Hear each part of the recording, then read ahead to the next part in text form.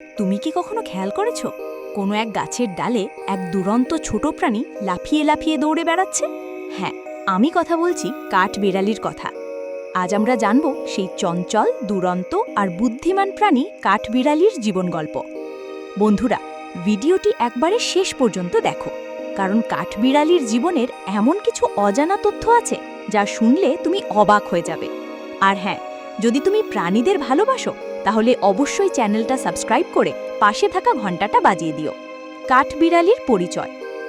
কাঠবিড়ালি, ইংরেজিতে যাকে বলে স্কুইরেল, একটি ছোট স্তন্যপায়ী প্রাণী। এটি রোডেন্ট বা দন্তর্পণের শ্রেণীতে পড়ে। এদের শরীর ছোট হলেও লেজ বড় আর ঝুঁটিওয়ালা। বিশ্বজুড়ে প্রায় 200+ প্রজাতির কাঠবিড়ালি রয়েছে, তবে আমাদের ভারতীয় উপমহাদেশে দেখা যায় প্রধানত 2-3 প্রজাতি, বিশেষ করে ইন্ডিয়ান পাম স্কুইরেল। সাধারণত এরা দেখা যায় গাছে, পার্কে, বাগানে, এমনকি বাড়ির ছাদেও। কাঠবিড়ালির দৈহিক গঠন: গড় দৈর্ঘ্য 20 থেকে 40 সেন্টিমিটার, ওজন 200 থেকে 500 গ্রাম, রং ধূসর বাদামি, পিঠে সাদা দাগ, লেজ লম্বা, ঝুঁটিওয়ালা এবং ভারসাম্য রক্ষার জন্য গুরুত্বপূর্ণ, চোখ বড়, চারপাশে সতর্ক দৃষ্টি রাখে। তাদের লেজটা শুধু সৌন্দর্যের জন্য নয়, বরং লেজ ব্যবহার করে ভারসাম্য রাখতে, নিজেকে গরম রাখতে এবং কখনো কখনো শত্রুদের বিভ্রান্ত করতেও পারে। কাঠবিড়ালির বসবাস। কাঠবিড়ালিরা সাধারণত গাছের ডালে বাসা বানায়। তারা শুকনো পাতা, লতাপাতা আর ছোট ডালপালা দিয়ে গোলাকৃতি বাসা তৈরি করে। বাসার ভিতরে থাকে তুলোর মতো নরম বস্তু, যাতে তাদের ছানারা আরামে বড় হতে পারে। এছাড়া কিছু কাঠবিড়ালি দেওয়ালের ফাঁক, পুরনো দালান বা ঘরের চালের নিচেও থাকতে পারে। খাবার ও খাদ্যাভ্যাস। কাঠবিড়ালিরা নিরামিষভোজী, তবে মাঝে মাঝে কীটপতঙ্গও খেয়ে থাকে। তাদের প্রধান খাবার বাদাম, ফল, পাতা, ফুলের গুঁড়ো, ছোট পোকামাকড়। তারা মুখে খাবার জমিয়ে রাখে, মানে তাদের মুখে থাকে পাউচের মতো জায়গা, যেখানে তারা খাবার জমিয়ে নিজের বাসায় নিয়ে যায়। জীবনচক্র ও প্রজনন।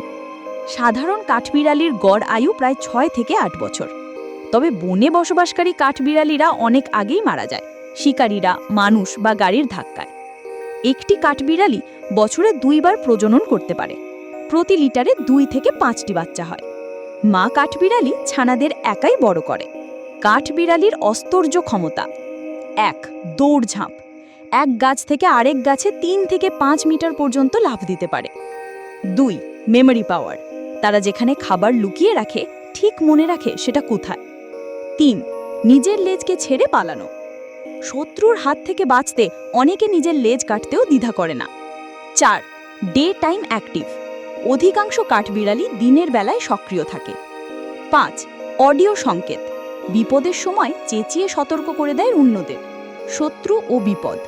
প্রাকৃতিক শত্রু: বাজ, সাপ, বিড়াল, শেয়াল। মানুষেরাও বড় শত্রু। শহরায়নের ফলে গাছ কাটার কারণে তাদের বাসস্থান কমে যাচ্ছে। অনেক কাঠবিড়ালি গাড়ির নিচে পড়ে মারা যায়। কাঠবিড়ালি ও মানুষের সম্পর্ক। অনেক সংস্কৃতিতে কাঠবিড়ালিকে শুভ প্রাণী বলে ধরা হয়।